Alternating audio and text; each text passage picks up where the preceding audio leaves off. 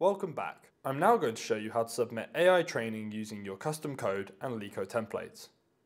So for this purpose, I will go to Submit Job, and then I will switch to Industry Standard AI.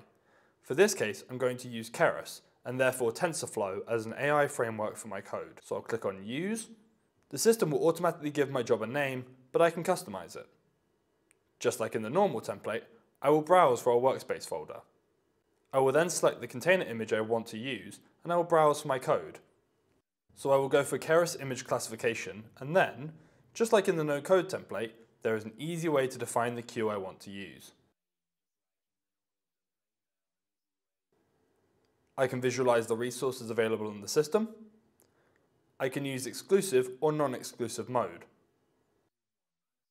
I can select the number of GPUs I want to use for this training. I can then edit notification options. For example, I can be notified by email once my job is done. Then I can just click Submit and the job will start running. If you have implemented TensorBoard within your code, you can also browse for your logs folder and you can visualize the TensorBoard right into LiCO.